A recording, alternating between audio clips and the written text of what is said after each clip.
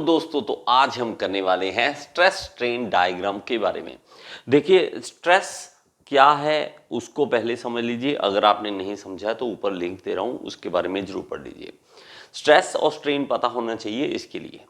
अब देखिए सबसे पहले हम इसकी बात करते हैं तो स्ट्रेस स्ट्रेन डायग्राम समझने से पहले हमें यह समझना पड़ेगा कि क्यों करना ही क्यों है ये स्ट्रेस स्ट्रेन डायग्राम। तो भाई साहब हमारे पास क्या कुछ नहीं बनाते इंजीनियर्स, है ना। सिविल वाले मैकेनिकल वाले हम दोनों मिलकर क्या क्या नहीं काम करते। मैकेनिकल वाले अकेले भी काम करते हैं, ठीक है।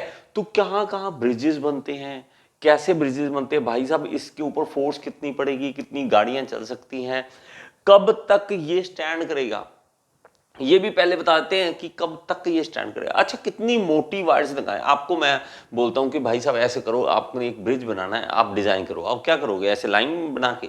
भाई साहब आपको ये बताना पड़ेगा कि ये सरिया लगेगा, यहाँ पर लोहा इतना लगेगा, इतना स्टील लगेगा, इतना ये लगेगा, इतना मोटाई का लगेगा। उसके बाद आपके साइन चाहिए कि यस ये जो चीज मैंने बनाई है ये टूटेगी नहीं ऐसे, ठीक है। वो अलग बात है कि कहीं कई एरिया में खबर आती है कि वहाँ पे ब्रिज बन रहा था टूट गया, तो वो अलग चीज़ है, ठीक है। करप्शन अगर नहीं करते हैं तो ये वायर्स, ये स्टील की वायर्स, ये स्टील का स्ट्रक्चर, ये सब कुछ कितना मोटाई के लिए बनाए, कितना एरिया बनाए, कितना साइज बनाए, वो एक इंजीनियर का काम होता है। अब हम बात करें तो हमारे पास बहुत सारी चीज़, कार मैन्युफैक्चरिंग की बात करें तो कार में कितने पार्ट्स हैं भाई साहब। आपके ऊपर ट्रस्ट किया है, आपके ऊपर ट्रस्ट किया है। आप मान लीजिए आप इंजीनियर साहब हो, तो इंजीनियर साहब पे ट्रस्ट किया है, गाड़ी ऐसे चलती है मस्त स्पीड पे चलने दो, 100 की स्पीड पे, 120 की स्पीड पे चलने दे। पता है भाई साहब नहीं टूटेगी चीज। कौन कौन सी फोर्स नहीं पड़ रही है उस टाइम, इंजन कितनी तेजी से घूम रहा है, कहां कहां नहीं फोर्स पड़ रही, वो सारा कुछ आपके ऊपर है। बात समझ रहे हो। तो ये क्रेन की बात करें। अब मैं एक सिंपल सी बात सुनना, इस वायर की हालात बताओ क्या होंगे इस टाइम, इस वायर के हालात क्या होंगे। इस वायर को कितनी स्ट्रेंथ चाहिए कि ये लोड टूटे ना, मतलब नीचे ना गिरे, ये जो है हमारी वायर्स ना टूट जाए। तो लोड उठाना, ये सब कुछ जब हम करेंगे तो स्ट्रेस स्ट्रेन डायग्राम में हम इसको समझेंगे। अब मेरे भाई इस चीजों को करने के लिए हमें कुछ ना कुछ तो करना पड़ेगा। अगर इवन ये अगर पिक्चर क्लियर है आपको दिख रही हो तो आप देख, तो स्प्रिंग की बात करें, स्प्रिंग कितना दबाया जाएगा, कितना मोटाई वाला कॉइल लगाएं, ये सब कुछ हम करेंगे, साइंस इंजीनियर्स करेंगे, ठीक है। साइंस और इंजीनियरिंग को मिलाकर हम बात समझते हैं। अब हम बात करते हैं कि मान लीजिए सिंपल सी बात, मान लीजिए कोई लोड है, एक लोड है जो कि मान लीजिए 40 किलो का है, तो हम कहते हैं एक बंदा बहुत है यार, एक बंदा इसको उठा लेगा। अगर लोड बढ़ेगा तो आप कहोगे सर 2 बंदे उठा लेंगे, उसमें क्या होगा, उसमें क्या होगा कि 2 बंदे उठा लेंगे। अगर लोड बढ़ेगा तो 2 बंदे, और लोड बढ़ेगा तो 3 बंदे। मतलब लोड जैसे जैसे बढ़ता है वैसे वैसे हमें रिक्वायरमेंट बढ़ती है, ठीक है। बात समझ रहे हैं। तो लोड बढ़ रहा है हमारे पास, लोड बढ़ रहा है, तो इसको करने के लिए हम क्या करते हैं। देखो कोई भी चीज बनने से पहले टेस्ट की जाती है। कोई भी चीज ऐसे नहीं है कि ब्रिज बनाना, चलो चलो बनाओ बनाओ चलो स्टार्ट कर दो, क्या सर बढ़िया चलेगा मस्त, अब ये गिरेगा तो नहीं, अरे नहीं नहीं अगर गिर भी गया देखी जाओगी, ऐसे नहीं देखी जाएगी, ऐसे नहीं बोल सकते ना, ऐसे नहीं बोल सकते। तो हम क्या करेंगे, इसको टेस्ट करेंगे। टेस्ट करने के लिए हम क्या करेंगे, यूटीएम मशीन बोलते हैं इसे, यूनिवर्सल टेस्टिंग मशीन। तो यूनिवर्सल टेस्टिंग मशीन में हम इसको टेस्ट करेंगे, टेंसाइल टेस्ट और कंप्रेसिव टेस्ट दोनों कर सकते हैं इसमें। जहां पे हमें कंप्रेसिव में चाहिए तो कंप्रेसिव टेस्ट, जहां पे टेंसाइल में चाहिए तो टेंसाइल टेस्ट। अगर हम टेस्ट कर लें, मैं आपको थोड़ा सा और एक्सप्लेन करूंगा इसके बारे में। अब हम थोड़ा सा समझेंगे स्ट्रेस स्ट्रेन डायग्राम के बारे में, धीरे धीरे चलता हूं मैं, लेकिन आपको समझ आ जाएगा। देखिए मेरे भाई, अगर मैं कहूं कि मेरे पास एक रॉड है और वो इस तरह से है, और ये इसका एरिया जो है, ये वाला एरिया, ये वाला एरिया, ये 1 mm स्क्वायर का है, 1 mm स्क्वायर का है। मैं अगर इसके ऊपर टेस्ट कर लूं, मैं इसके ऊपर टेस्ट करता हूं और इसको खींचता हूं, यहां से मैं टेंसाइल फोर्स लगाता हूं, इसको खींचता हूं, इसके अंदर टेंसाइल स्ट्रेस आएगी। टेंसाइल स्ट्रेस कहां होगी, इसके अंदर होगी मेरे भाई, इसके अंदर होगी यहां पर, जहां से ये टूट सकता है। ये अंदर है स्ट्रेस और बाहर है हम जो लोड लगा रहे हैं इसके ऊपर, जो लोड लगाया ये और स्ट्रेस होगी। अब मेरे भाई अगर मुझे ये पता लग जाए कि 1 mm² की रॉड कितना लोड उठा सकती है, मैंने उसी मशीन के अंदर डाल दिया, मान लीजिए मैंने यूटीएम मशीन के अंदर डाल दिया, और इसको डालने के बाद हमें पता लगा कि ये चेक किया और पता लगा कि ये जो उठा सकते हैं लोड वो 100 न्यूटन उठा सकती है। मान लीजिए कि 100 न्यूटन उठा सकती है, उसके बाद वो फेल हो रही है।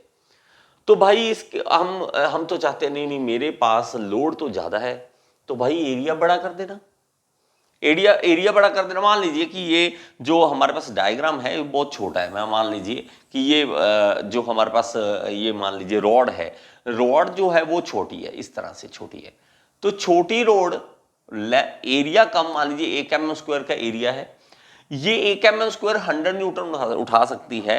अगर मैं एरिया बढ़ा दूं तो ये देखो, अगर मैं एरिया बढ़ा दूं और इसका एरिया 10 गुना कर दूं तो क्या हो जाएगा, 10 गुना एरिया कर दूं तो क्या हो जाएगा, ये एरिया हो जाएगा 10 mm²। ठीक है, मान लीजिए 10 गुना कर दिया, 1 mm² की बजाय 10 mm², तो भाई साहब ये लोड भी 10 गुना उठा सकेगा। फिर अब ये 1000 न्यूटन उठा सकता है। ठीक है, 1000 न्यूटन उठा सकता है, मतलब हमें 1 mm² पे अगर चेक कर ले, 1 mm² पे अगर चेक कर लें तो हमें ये पता लग जाएगा कि भाई साहब ये कितना हमें लेना है एरिया। आप कहोगे सर मेरे पास एरिया 1 लाख, सॉरी ये फोर्स 1 लाख न्यूटन का है, 1 लाख न्यूटन का हमें क्या दिक्कत है, हमें उसी हिसाब से एरिया बढ़ा लेंगे। 10 मान लीजिए 100 के लिए 1 है, ठीक है, 1000 के लिए 10 mm है, 10 mm² है। ठीक है, 1 mm² कितना उठा सकता है, 100। ठीक है, 10 mm² कितना उठा सकता है, 1000। तो हमारे पास 1 लाख उठाने के लिए क्या करें, ठीक है, मेरे पास लोड है 1 लाख न्यूटन, तो मैं इस रॉड को और ज्यादा साइज बढ़ा दूंगा मेरे भाई। देखो ये लोड कम उठा सकती है ऑब्वियसली, ये ज्यादा उठा सकती है, ये और ज्यादा उठा सकती है। 1 लाख न्यूटन को अगर आपने लोड उठाना है, 1 लाख, ठीक है, इस तरह से मैं लिख देता हूं 1 लाख, तो भाई साहब कितनी जीरो बढ़ गई, तो यहां पे हमारे पास कितना है, 1000 के लिए 10 है, तो 10,000 के लिए कितना होगा 100, और 1 लाख के लिए कितना हो जाएगा 1000, तो 1000 mm² का एरिया ले लेंगे, बस सिंपल सा। तो हमारे पास कैलकुलेशन हो गई, ये होती है कैलकुलेशन, ये इतनी सिंपल सी कैलकुलेशन होती है। लेकिन स्ट्रेस स्ट्रेन डायग्राम को अगर समझाना चाहें आप किसी को, तो वो किस तरह से समझाएंगे, और ये आपको पहले बता दूं, आपको किसी को अभी नहीं पता हो इसमें, और ये भी डिफरेंस देख लेना, ये होता है हमारा डक्टाइल मटेरियल के लिए, ये जो हम टेस्ट करते हैं वो है डक्टाइल मटेरियल के लिए हम कर रहे हैं। डक्टाइल मटेरियल वो होते हैं जो खींचे जा सकते हैं और उसकी शेप बदली जा सकती है। दूसरा होता है ब्रिटल मटेरियल, ब्रिटल भाई साहब आप खींच नहीं सकते, जैसे कि कांच का गिलास है, अब कांच के गिलास को खींच के तोड़ोगे क्या, वो खींचेगा थोड़ा ना, टूटेगा ही ना। तो भाई साहब ब्रिटल जो हमारे पास डक्टाइल मटेरियल वो खींचा जा सकता है। आप स्टील की वायर बना लो, स्टील की कोई कॉपर की बना लो, तो वो खींची जा सकती है। आप उसको एल्यूमिनियम को खींच सकते हो, लेकिन इनको क्या है, ब्रिटल मटेरियल नहीं खींचा जा सकता। तो हमारा ये जो होगा ना डक्टाइल मटेरियल के लिए होगा। ठीक है, तो आपको डक्टाइल मटेरियल पता होना चाहिए इसके लिए। तो मैं बात करता हूं कि स्ट्रेस स्ट्रेन डायग्राम किस तरह से बनाया जाए, तो मैं इस तरह से आपके पास 2 लाइनें लेता हूं और इस लाइंस के अकॉर्डिंग हम करेंगे। ठीक है, इस लाइन के अकॉर्डिंग हम करेंगे। यहां पे हमारे पास सबसे पहले एक लाइन बना लेते हैं, यहां पे हम दिखाएंगे स्ट्रेस और यहां पे हम दिखा देंगे स्ट्रेन। देखो अगर तो चीज को मुश्किल बनाना है, वो तो मुश्किल बनाना तो हर कोई बना सकता है, आसान बनाने के लिए मैंने बात करनी है। तो कुछ चीजें ये हो सकती है कि सर ये ऐसा नहीं, मतलब बुक में तो ऐसा लिखा हुआ, कुछ चीजों को एक बार साइड रखना, समझाने के लिए कर रहा हूं, रट्टा मारने के लिए नहीं, समझा रहा हूं आपको, प्लीज समझना जरूर इस बात को। अब मेरे भाई मैंने यूटीएम मशीन ले ली, UTM machine universal testing machine, इस पे भी मैंने वीडियो बनाई हुई है, प्लीज देख लेना, लिख लेना यूटीएम गियर इंस्टीट्यूट, आपके सामने वीडियो आ जाएगी।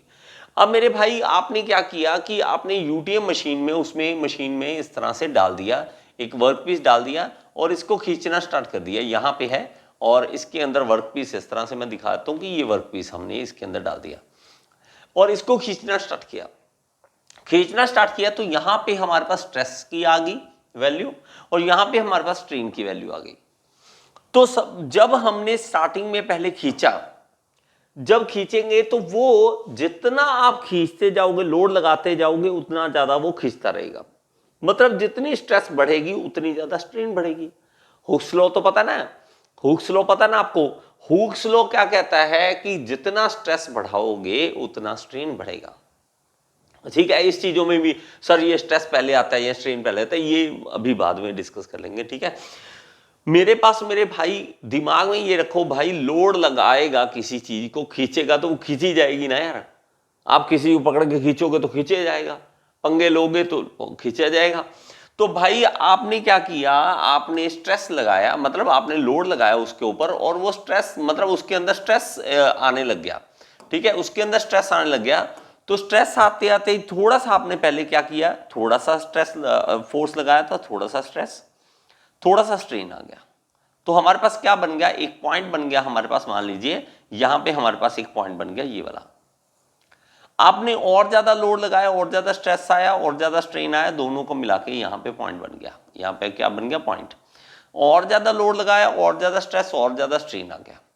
तो ये क्या होगा कि जितना आप स्ट्रेस आएगा इसके अंदर, उतनी ज्यादा स्ट्रेन आती रहेगी। तो उसके कारण क्या होगा, हमारे पास एक स्ट्रेट लाइन तैयार होगी। इस तरह से एक स्ट्रेट लाइन तैयार हो जाएगी, एक स्ट्रेट लाइन तैयार हो जाएगी। ये होती है हमारे पास, ये इसको पॉइंट को हम नाम दे देते हैं। और मेरे भाई अगर आप इंटरव्यू क्लियर करना चाहते हैं तो ये सबसे ज्यादा इंपॉर्टेंट है, क्योंकि ये सबसे ज्यादा इंपॉर्टेंट है। क्यों, हर किसी कंपनी में भाई लोड तो, जो भी फोर्स लगाओगे लोड तो लगेगा ही लगेगा। तो ये पॉइंट आ जाएगा ए, ये पॉइंट आ जाएगा ए। ठीक है, इस ए पॉइंट को हम लिख लेंगे। इस यहां पे साइड में आप लिखते भी जाना मेरे साथ साथ। ठीक है, मेरे साथ साथ इस चीज को लिखते भी जाना, और आपका भी ये भी साथ साथ काम हो जाएगा। ठीक है, तो इसका ए पॉइंट को हम कह देंगे, यहां पे ए पॉइंट को हम कहेंगे limit of proportionality. Limit of proportionality, ये क्या होता है, ये होता है मेरे भाई की लिमिट आ गई, प्रोपोर्शन की लिमिट आ गई। जितना स्ट्रेस बढ़ाओगे उतनी स्ट्रेन बढ़ेगी। ये बात यहां तक तो वैलिड है, यहां तक तो वैलिड है। यहां पर देखिए, मान लीजिए ये इतना, ये देखिए इतना स्ट्रेस, इतनी स्ट्रेन। ठीक है, तो ये इस तरह से बढ़ रहा था हमारे पास, इस तरह से ए पॉइंट आ गया। ए पॉइंट आने के बाद एक पॉइंट आएगा यहां पर आगे जाके, साथ ही इसके बिल्कुल साथ ही आता है, यहां पे बी पॉइंट आता है। इस बी पॉइंट को हम क्या कह देते हैं, हमारे पास इस बी पॉइंट को कह देते हैं हमारे पास इलास्टिक लिमिट। Elastic limit. अब बच्चा गए सर इलास्टिक लिमिट क्या है। इलास्टिक लिमिट है कि भाई साहब अगर आप इससे ज्यादा फोर्स लगाओगे तो वो इलास्टिक नहीं रहेगा, वो प्लास्टिसिटी में बदल जाएगा। ये क्या चीज है। अब दिमाग में है कि सर प्लास्टिक कैसे बन जाएगा, प्लास्टिक की तो बाल्टी होती है, प्लास्टिक का तो मग होता है, आप क्या बात कर रहे हो। प्लास्टिक नहीं, प्लास्टिसिटी की बात कर रहा हूं। प्लास्टिसिटी क्या है कि प्रॉपर्टी है। जब इलास्टिसिटी, पहले इलास्टिसिटी, अगर आप किसी चीज को खींचते हो, जैसे स्प्रिंग खींचोगे तो वापस चला जाएगा। ठीक है, मैं आपको एग्जांपल देता हूं यहां पे। तो यहां पे मेरे पास स्प्रिंग है, देखो, तो इसकी इलास्टिसिटी देखो, वापस जा रहा है, वापस जा रहा है। इसकी इलास्टिसिटी की एक लिमिट है, वो लिमिट है ये बी पॉइंट। बी पॉइंट पे क्या होगा, देखो अभी लोड लगाया वापस, लोड लगाया वापस, लेकिन अगर मैं फोर्स ज्यादा लगा दूं, एक लिमिट से ज्यादा फोर्स लगा दूं, तो क्या होगा पता है, ये हो जाएगा, ये प्लास्टिसिटी आ गई इसमें। अब करो वापस कि भाई तू जाता क्यों नहीं, वापस जाना यार उसी पोजीशन में, जा क्यों नहीं रहा, नहीं, अब इस टाइम इसमें प्लास्टिसिटी आ गई। तो भाई ये हालत क्या कर दी मैंने, इसकी इलास्टिसिटी खत्म कर दी मैंने, बी पॉइंट ला दिया। मेरे भाई अगर मुझे पता लग जाए कि बी पॉइंट किसी का, मान लीजिए कि यहां पे मैं एक वैल्यू ले लेता हूं, किसी बी पॉइंट की वैल्यू ले लेता हूं कि अगर मान लीजिए कि 200 न्यूटन पर mm स्क्वायर पे वो आ रही है उसकी लिमिट, तो भाई पंगे मत लो। मतलब अगर स्प्रिंग के ऊपर लिखा होता कि इतने न्यूटन का फोर्स लगाना, तो ठीक है, इससे ज्यादा लगाओगे तो भाई ये खत्म, इसकी इलास्टिसिटी खत्म, तो मैं पंगे नहीं लूंगा। ये वैसे ही है जैसे ना आप किसी दोस्त के साथ पंगे लेते हो, भाई क्या हाल है, पंगे ले लिया, उसे कुछ बोल दिया, वो गुस्सा एक बार करता है, चल छोड़ यार इसका क्या है, इसका क्या, वो होता है यहां तक। दोस्ती वापस, दोस्ती वापस, दोस्ती वापस, एक टाइम आता भाई अब बस, अब तूने कुछ किया तो गया तू। अब उसके बाद लिमिट आ गई, उसकी बर्दाश्त करने की लिमिट आ गई। उसी तरह हमारे पास स्प्रिंग, हमारे पास कोई भी मटेरियल जो हमारे पास डक्टाइल है, और ये आप कहोगे सर स्टील वगैरह में ऐसे होता है, जो बड़ी बड़ी मोटी मोटी रोड्स होती, हाँ होता है। स्टील की रोड्स में अगर उसमें मान लीजिए हल्का सा वो एक्सटेंशन आता है तो वापस भी जाता है, ये हमें नहीं पता लगता। बस ये है कि मोटी मोटी रोड्स में हमें नहीं दिखता, वो यहाँ पे स्प्रिंग में दिख रहा है, बस ये डिफरेंस है। तो हमारे पास मेरे भाई 200 न्यूटन 1 mm स्क्वायर पे है, ये बड़ी मेन बात है, ये चीज नोट करना। यहां पे लिख लेता हूं 1 mm स्क्वायर की रोड के ऊपर मान लीजिए टेस्ट किया और 200 न्यूटन निकला, तो 10 mm स्क्वायर रोड पे कितना होगा? हमें क्या दिक्कत है, 10 गुना कर दो, 2000 न्यूटन, तो हमें पता लग गया। जितनी मोटाई बढ़ती रहेगी, एरिया जितना बढ़ता रहेगा, उतना ज्यादा उसके ऊपर फोर्स लगाने की क्षमता भी आती रहेगी। तो मेरे भाई इलास्टिक लिमिट समझ आया या नहीं, ये बताइए पहले, ये बताइए पहले। ओके, आई होप कि ये चीज आपको समझ आ रही है। बी पॉइंट आ गया। इसके बाद क्या होगा, अभी भी नहीं टले, हम कहते हैं ना भाई तेरी नहीं बात मानेंगे, हम तो और फोर्स लगाएंगे। लगा ले बस फोर्स। जैसे ही आपने बढ़ाने की कोशिश की, आपने सोचा कि मैं तो और फोर्स बढ़ा देता हूं, मुझे क्या है, मैं तो और फोर्स बढ़ाऊंगा, नहीं मानूंगा इनकी बात, और आपने हल्की सी फोर्स बढ़ाकर उसके अंदर स्ट्रेस आई, तो आपको क्या पता लगा कि इसके अंदर स्ट्रेन ज्यादा बढ़नी स्टार्ट हो गई, स्ट्रेन ज्यादा बढ़नी स्टार्ट हो गई। बात दिख रही है? ये चीज छोटी है, देखो ये चीज छोटी है, यहां पे मैं पॉइंट्स नोट करा देता हूं आपको। ये देखो बी पॉइंट यहां था, अब ये सी पॉइंट आ जाएगा, सी पॉइंट आ जाएगा। तो ये देखो स्ट्रेन ज्यादा हो गई, स्ट्रेस कम, स्ट्रेस कम और स्ट्रेन ज्यादा। ये वही है कि आपकी जब दोस्ती में तो पता नहीं क्या क्या मजाक कर रहे थे, उसको गालियां भी निकाल दी, पता नहीं क्या कुछ कह दिया दोस्तों को, लेकिन लड़ाई होने के बाद हल्का सा भी छेड़ोगे तो वही लड़ाई बहुत ज्यादा बढ़ जाएगी। तो हमारे पास बी पॉइंट आ गया, बी पॉइंट आ गया, तो ये उसके बाद क्या आ गया, ये वाला पॉइंट आ गया सी। सी इज द यील्ड पॉइंट। सी क्या है? Yield point, yield point. अब ये यील्ड पॉइंट क्या है? यील्ड पॉइंट हम कहेंगे कि जहां पर जाकर स्ट्रेन ज्यादा बढ़नी स्टार्ट हो जाए और स्ट्रेस कम बढ़े, स्ट्रेस कम बढ़े। और स्ट्रेस क्या है, दिमाग में रखना हमेशा, स्ट्रेस इंटरनल है, इंटरनल रेजिस्टेंस है, जो अंदर से मॉलिक्यूल्स लगा रहे हैं। मॉलिक्यूल्स को हमेशा ना एक इंसानों की तरह समझना, कभी भी ऐसे मत समझना कि मॉलिक्यूल्स का क्या है, उसको ये समझना कि ये इंसानों की तरह बिहेव करते हैं, ये इंसानों की तरह ऐसे ऐसे मान लीजिए मैं इस तरह से बना देता हूँ, ठीक है, इस तरह से बनाता हूँ। दो भाई हैं मान लीजिए, और दो भाई उसमें हाथ पकड़ के बैठे हैं। ये क्या कर रहे हैं, ये हाथ पकड़ के बैठे हैं, मान लीजिए ये है, ठीक है। इधर से एक और दोस्त है और वो भी यहाँ पे हाथ पकड़ के बैठा है, ये है। अब ये हाथ जो पकड़े हुए ना, वो ढीले छोड़ना, ठीक है, पकड़ के रखना स्ट्रेस ज्यादा, और ढीले छोड़ देना, ठीक है। ये फोर्स धीरे छोड़ दिया तो भाई स्ट्रेन बढ़ेगी बढ़ेगी, तो अंदर से स्ट्रेस कम होना स्टार्ट हो जाएगा। इस पॉइंट के बाद सी पॉइंट जब आएगा तो डी पॉइंट एक आ जाएगा यहाँ पे, और ये डी पॉइंट को हम कह देते हैं लोअर यील्ड पॉइंट। इसको सी को कह देते हैं हम अपर यील्ड पॉइंट, इसको कह देते हैं अपर यील्ड पॉइंट, ठीक है। और डी को कह देते हैं हम lower yield point, lower yield point, ठीक है, यील्ड पॉइंट। ये सब के ऊपर मैंने अलग अलग वीडियो बनाई हुई है।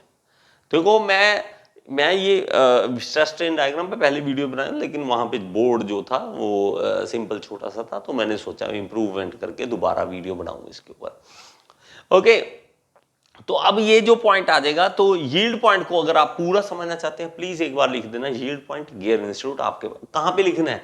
ये लिखना है सर्च में, ये लिखना है यूट्यूब के सर्च में, ठीक है, ये लिख देना आपने। डी पॉइंट आ जाएगा तो आपको वो सब कुछ मिल जाएगा, यील्ड पॉइंट के बारे में सब कुछ मिल जाएगा, ठीक है। तो भाई साहब ये सी पॉइंट आ गया और डी पॉइंट आ गया। इसके बाद अगेन आप क्या करोगे, लोड और भी बढ़ाते हो और बढ़ाते हो, तो इसके अंदर और ज्यादा आप कहते हो अब भी रुक जाओ, अभी भी रुक जाओ, नहीं, वो रुकते नहीं है। अगर नहीं रुकोगे तो क्या हो जाएगा, नहीं रुकोगे तो और ज्यादा इसके अंदर दोबारा से स्ट्रेस बढ़नी स्टार्ट हो जाएगी, ठीक है। इसको हम साइड कर लेते हैं, थोड़ा सा इसको हम साइड कर लेते हैं, ठीक है, और ये साइड में यहां पे रख लेते हैं जी, ठीक है। डी पॉइंट हो चुका है। अब मेरे पास क्या है कि अब दोबारा स्ट्रेस बढ़ेगा, स्ट्रेस बढ़ के इस तरह की कर्व बनेगी। यहां पे ई पॉइंट आ जाएगा, एक ई, यहां पे ई पॉइंट आ जाएगा, और ई पॉइंट को हम क्या कह देते हैं, ई पॉइंट है अल्टीमेट, अल्टीमेट पॉइंट कह देते हैं, अल्टीमेट स्ट्रेस पॉइंट कह देते हैं, ठीक है, अल्टीमेट पॉइंट, अल्टीमेट पॉइंट बोल देते हैं। अल्टीमेट पॉइंट है कि भाई अल्टीमेटम नहीं देते भाई, अल्टीमेटम इतना इसके बाद नहीं तो बस काम खत्म, अल्टीमेटम है, ये आपका लास्ट है, बस वार्निंग कह लो, बस वार्निंग नहीं। आप रुके, आपने लोड बढ़ाया तो इसके अंदर स्ट्रेस दोबारा से कम होगा, अंदर से स्ट्रेस कम होगा और वो क्या हो जाएगा, ब्रेक, और वो यहाँ पे एफ पॉइंट आ जाएगा, एफ पॉइंट आएगा ब्रेकिंग पॉइंट, कि वो चीज टूट जाएगी, ब्रेकिंग पॉइंट, ये ब्रेकिंग पॉइंट आ जाएगा अगर आप ना रुके तो, अगर आप ना रुके तो हमारे पास ये पॉइंट्स आते हैं इस तरह से, और ये जो भी डक्टाइल मटेरियल है इसी तरह से बिहेव करता है। इसलिए हमें हर कंपनी में जब भी इंटरव्यू देते हैं मोस्टली ऐसा होता है कि ये पूछा जाता है A B C D E F, इस तरह से पॉइंट्स अगर आप एक्सप्लेन कर दो इसी तरह के एग्जांपल दे दे के कि अगर ऐसा होगा तो ये होगा, अगर ऐसा होगा तो ऐसे ही होगा, तो भाई आपका इंटरव्यू पक्का क्लियर होगा। और यहाँ पे ई पॉइंट की दोबारा बात करें थोड़ा सा, ई पॉइंट मान लेते हैं कि यहाँ पे मैं वैल्यू ले लेता हूँ और ई पॉइंट यहाँ पे हमारा आया और इसका स्ट्रेस जब निकला तो वो निकला 400 न्यूटन पर mm स्क्वायर। 1 mm स्क्वायर की रॉड पर 400 न्यूटन का फोर्स लग सकता है। अल्टीमेट लास्ट, अगर आपने इसका फोर्स बढ़ाया तो स्ट्रेस जो है कम हो जाएगी और वो ब्रेकिंग पॉइंट आ जाएगा। तो अल्टीमेट पॉइंट, अल्टीमेट पॉइंट, ये अब नॉर्मली जो होता है ना, हम कंपनीज वो पंगे नहीं लेती ज्यादा, वो क्या करते नहीं जी यहीं पे काम कर लो, ए पॉइंट पे ही, बी पॉइंट पे ही काम कर लो, इलास्टिक लिमिट से नीचे रखो, पंगे ही मत लो, इलास्टिक लिमिट से आगे जाना ही नहीं हमने। ये इलास्टिक लिमिट से आगे अगर जाएंगे, अगर हम फिर भी आगे जाएंगे तो भी टाइम लगेगा चीज को टूटने में, तो भी टाइम लगेगा। देखो इलास्टिक लिमिट आ गई 200 लेकिन अल्टीमेट पॉइंट है 400, है ना, इस तरह से एक रफ आइडिया बोलूं मान लें। तो अगर वो कंपनी कहती है नहीं जी आप तो इस चीज को जब यूज करोगे तो यूज करोगे सिर्फ यहां पर, मैं लिख दूंगा कि 100 न्यूटन बस फोर्स लगाओ 1 mm स्क्वायर पे, बस हम तो यहां पे काम करेंगे, इसको कहते हैं हम वर्किंग स्ट्रेस, कि कम पे काम करो, कम पे, कि वहां तक तो जाना ही नहीं, वहां पे जाना ही नहीं। जैसे ना पापा का ब्रेकिंग गुस्से वाला होता है ना पॉइंट, कि पापा को गुस्सा आने वाला पॉइंट होता है, हम ना हमेशा कोशिश करते हैं कि गुस्सा ना आए, गुस्सा ना आए, तो हम उसी तरह से पापा एक बात कहनी, क्या वो कुछ नहीं, वो ये ऐसे हम दब जाते हैं कि वो पॉइंट ना आ जाए, गुस्से वाला पॉइंट। हम इंसान को हर चीज का पता है, हर चीज का हमें ना, देखो इवन मैं आपको स्प्रिंग का एग्जांपल दे रहा था ना, तो मेरे माइंड को अंदर से एक आइडिया दे रहा था, माइंड में मतलब आइडिया है उसको कि कितने फोर्स पे जाके ये प्लास्टिसिटी आ जाएगी, बिना टेस्टिंग किए हमारा माइंड इसको टेस्ट कर रहा है। देखो आप चाहे करके देख लो, आप देखो मेरा माइंड कह रहा है ना ना, इससे ज्यादा जोर मत लगाना मेरे भाई, नहीं तो गया ये गया। तो हम मैं ऐसे करता रहता हूँ, हल्का सा, देखो हल्का सा करता, कोई दिक्कत नहीं है, मत लो पंगे।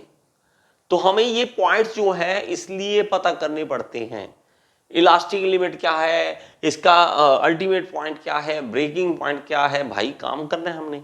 तो उसने फोर्स पे हमारा इतना फोर्स, मतलब इतने एरिया पे इतना फोर्स लगाएंगे तो भाई ये हाल होगा, इसका बचाना है तो बचाओ, क्योंकि भाई कंपनी में गारंटी देनी पड़ती है कि ये चीज इतनी चलेगी तो इतनी चलेगी, इतना लोड लगाओगे तो ऐसा होगा, इसके साथ होता है, वैसा होता है, तभी तो भाई कंपनी पे विश्वास करके हम इतनी स्पीड पे गाड़ियां चला रहे हैं, पंखा हमारे सिर के ऊपर नाच रहा होता है, ठीक है, ऊपर घूम रहा है हमारे ऊपर पंखा, लेकिन हम कभी भी नहीं सोचते कि यार ये गिर गया तो क्या होगा, सारी रात सोते रहते हैं उसके नीचे, कभी नहीं सोचते कि ये गिर गया तो क्या होगा। क्योंकि कंपनी ने जो पिन दी है ना वो भी पहले टेस्ट करके दी है कि जिसके लोड के ऊपर, जिसके कारण वो रुका हुआ है हमारे पास पंखा। ये होता है विश्वास, ये होता है इंजीनियरिंग। ये नहीं है कि देखी जाएगी, अगर आप ये यूज करके देख लो पता नहीं चलेगी कि नहीं, ऐसे कैसे, हाँ चलेगी, इतना टाइम चलेगी, इतने लोड पे चलेगी, इतना इतना ये है, इतना ऐसा करोगे तो भाई कुछ नहीं होगा इसको। हाँ, अगर आप मेरी बात नहीं मानोगे तो बुरा हाल होगा।